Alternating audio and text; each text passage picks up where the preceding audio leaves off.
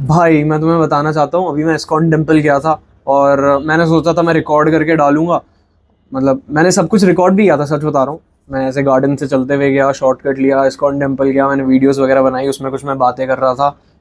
But फिर मुझे ऐसा रियलाइज़ हुआ कि मतलब क्या कर रहा है यार, मंदिर जा रहा है, रिकॉर्ड कर रहा है, वही कुछ ना कुछ बातें कह रहा है। इससे बेटर तो तू कुछ कह ही दे जैसे बैठ के कहता है।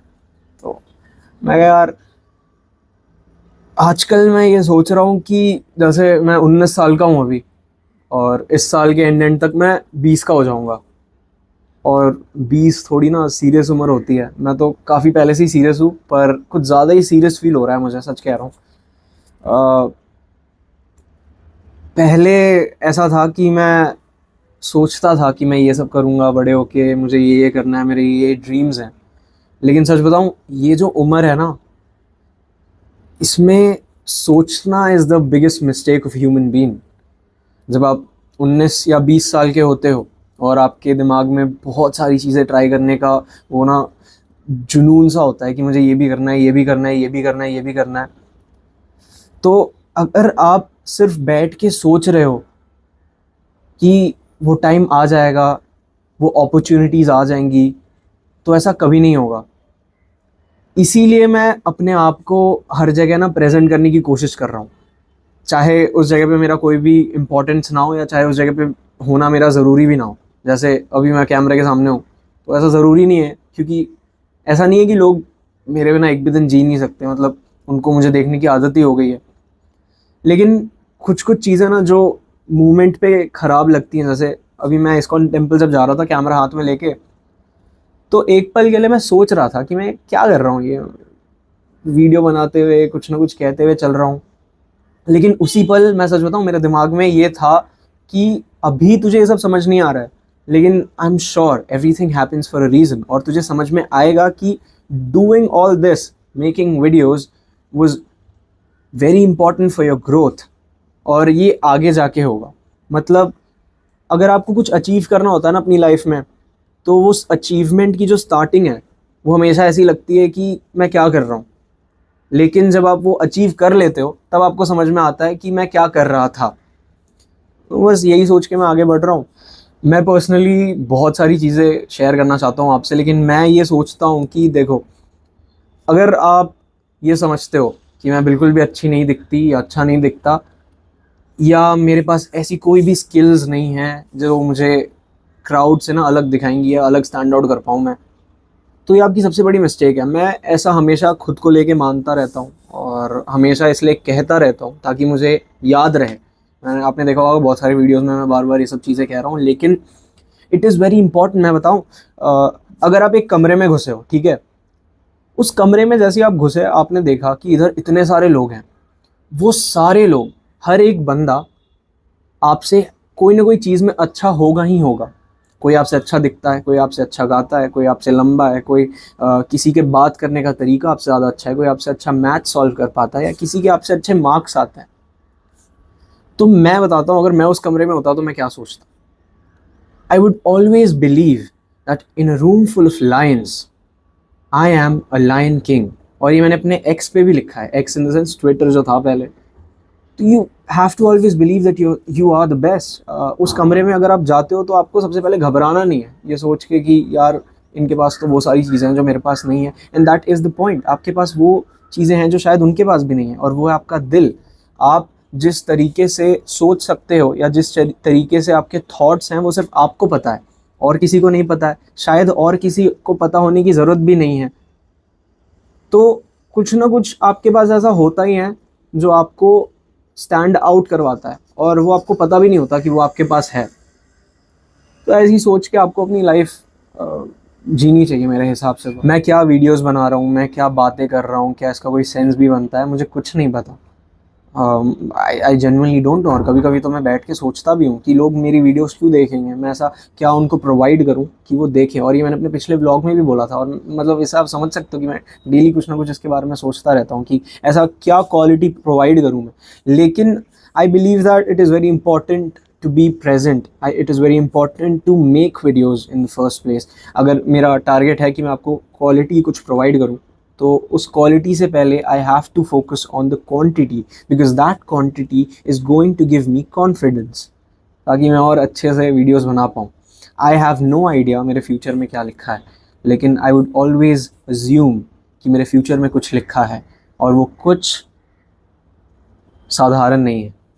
पता नहीं, मैं इतनी हिंदी तो यूजुअली यूज़ नहीं करता, बट कभी ना कभी कह ही देता हूँ। अब मैंने इस वीडियो में बहुत सारी रैंडम बातें कर सकता हूँ। ऐसा होगा कि आप सोचोगे कि इसने ये जो बात की, इसका पिछले वाली बात से क्या रिलेशन था। बेयर विद इट, मतलब मुझे ऐसे कहना था तो मैं कह रहा हूँ, ठीक है।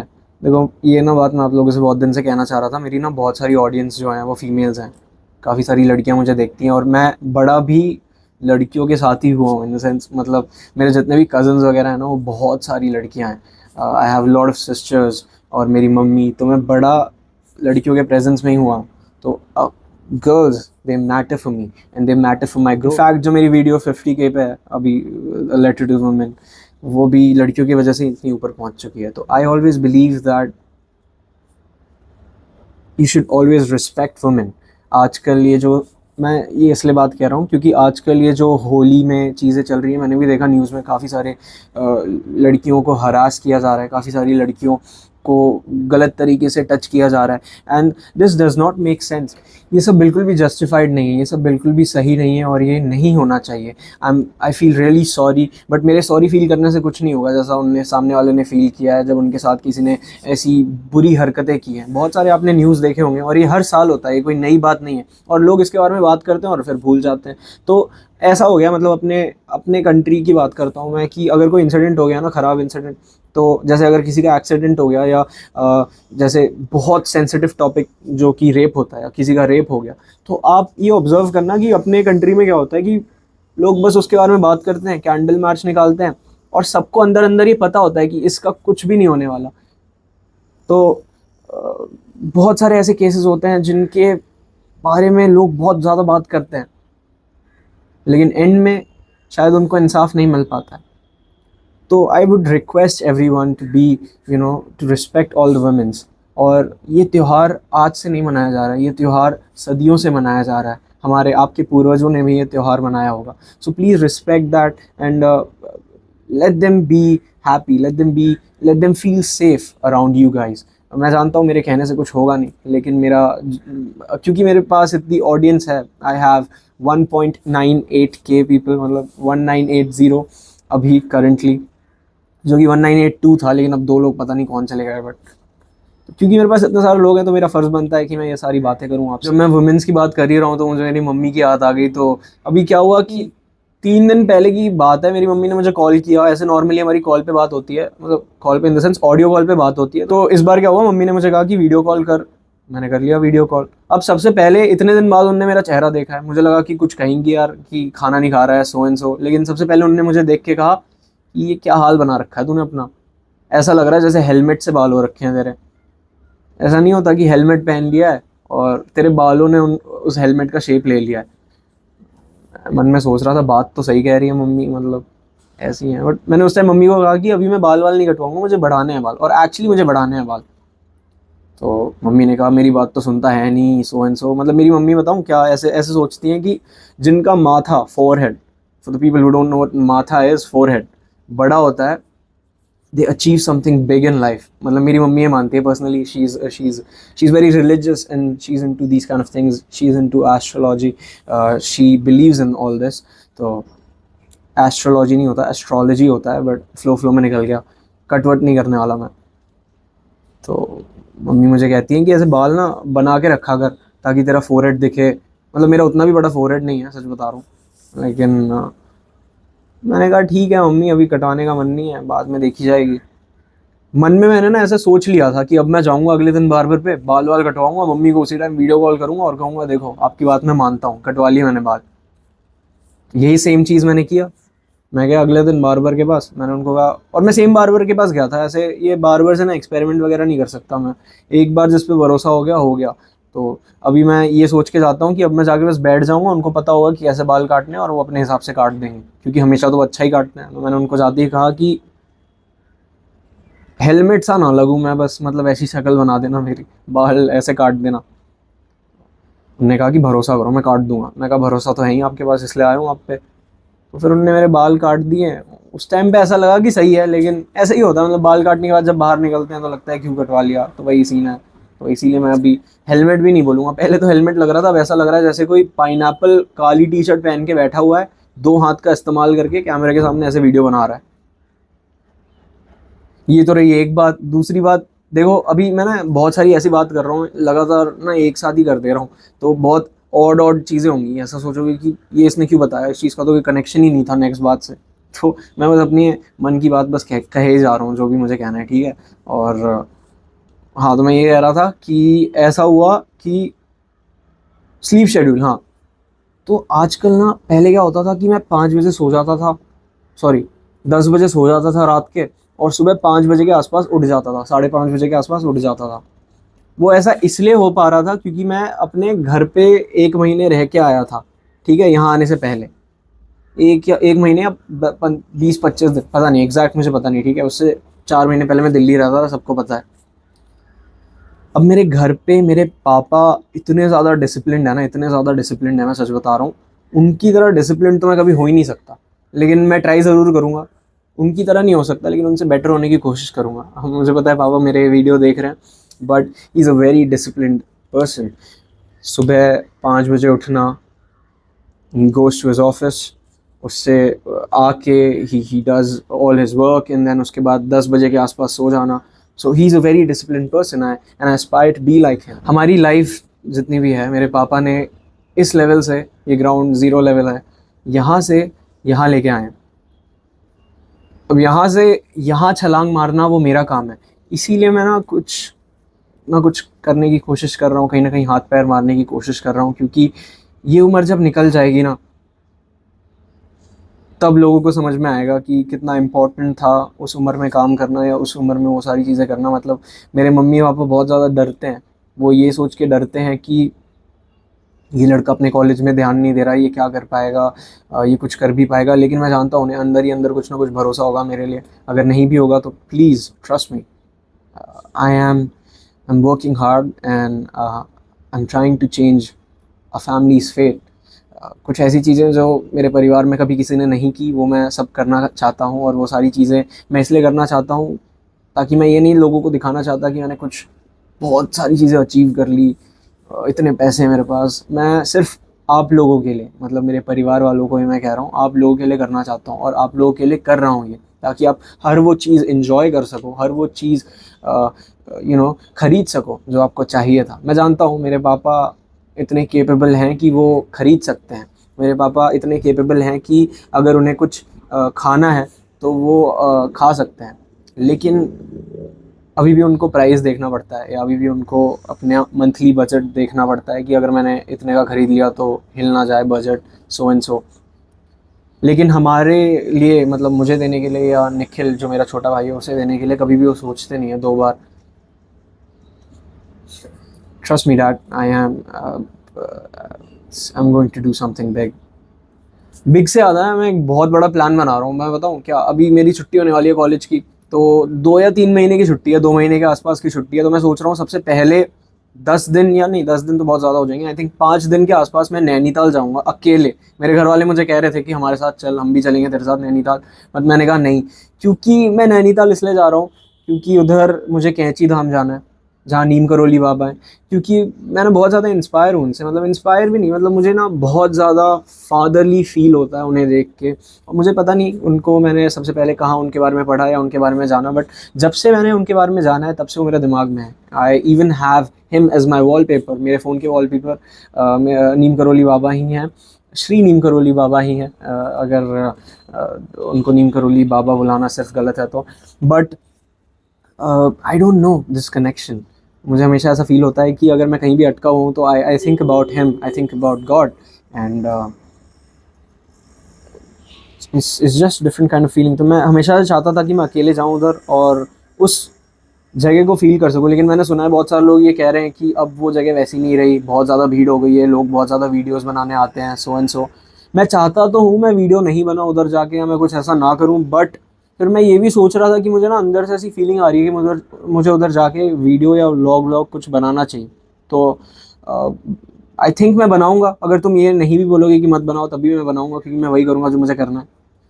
बट डेफिनेटली तो सबसे पहले मैं उधर नैनीताल जाऊंगा आई थिंक, उसके बाद देखी जाएगी, उसके बाद भी आई थिंक मैं कहीं ना कहीं तो जाऊँ घूमने, क्योंकि मेरा बहुत ज़्यादा मन कर रहा है, because last 4-5 years have been tough for me and I am not crying, but मैं बस बता रहा हूँ, ठीक है। हो गया। काफ़ी सारे लड़के मुझे मैसेज कर रहे थे ये कि क्या टैलेंट है तेरे में, है टैलेंट यार, ऐसे नहीं, मतलब मैं अभी बस बैठ के बातें कर रहा हूँ, इसका मतलब ये नहीं कि मैं सिर्फ बातें ही करता रहता हूँ।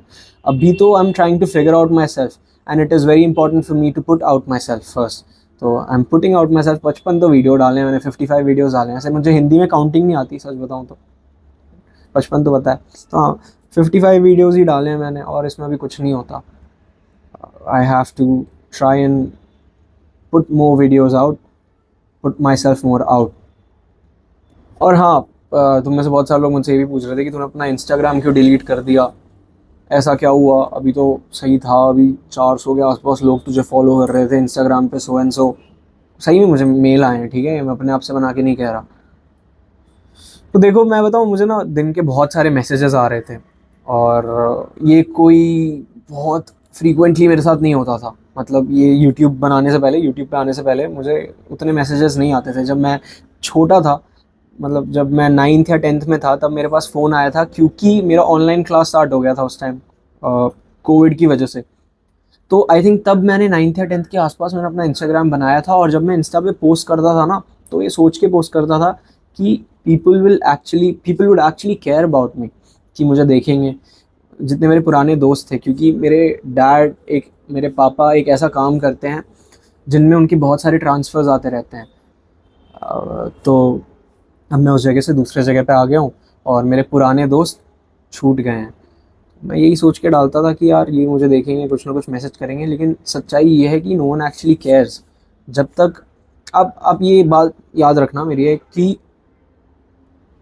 अगर आपको इम्पोर्टेंस मिल रही है ना, तो वो इम्पोर्टेंस आपको तभी मिल रही है जब लोगों को फ़ायदा दिख रहा है वो इम्पोर्टेंस देने का। कोई ऐसे किसी को इम्पोर्टेंस नहीं देता है, अपने माँ बाप को छोड़ के, अपने रिलेटिव्स आप जिनको भी प्यार करते हो उनको छोड़ के, मैं ये कहना चाहता हूँ। तो वही है, उस टाइम मुझे समझ में आ गया था कि बहुत जल्दी मुझे उम्र में समझ आ गया था कि पीपल एक्चुअली डोंट केयर। आप ही बस सोचते रहते हो कि सामने वाले मेरे बारे में ये सोच रहे हैं, ये करूँगा तो ये हो जाएगा, बट ऐसा होता नहीं है। तो अचानक से मुझे बहुत सारे मैसेजेस आने लगे, और मुझे दिन के आई थिंक 20 मैसेज तो आ ही रहे थे, डीएम्स वगैरह, डीएम्स की बात कर रहा हूँ इंस्टाग्राम पे, ठीक है। मैं अपने आप को दूर रखना चाहता हूँ मैसेज पढ़ने से किसी भी। सच बताऊँ आप लोगों से, ऐसा नहीं कि मैंने आप लोगों के मैसेज नहीं पढ़े हैं, और मैंने पढ़े हैं तो आपको रिप्लाई भी करने की कोशिश करी है, लेकिन जब इतने सारे मुझे मैसेज आने लगे थे ना, तब मैं इसलिए इग्नोर कर रहा था ज़्यादा डीएम्स पढ़ने से, क्योंकि आज आपको मैं पसंद आ रहा हूँ, आज मेरी वीडियोस शायद आपको अच्छी लग रही हैं, कुछ लोग को अच्छी भी नहीं लग रही है, लेकिन फिर भी ठीक है। लेकिन हमेशा ऐसा नहीं रहेगा। मैं बताऊँ, एक ऐसा टाइम आएगा जब तुम लोग को लगेगा कि ये क्या बोलता रहता है, बस कुछ ना कुछ ऐसे ही कहता रहता है, ऐसी वीडियोस बना रहा है।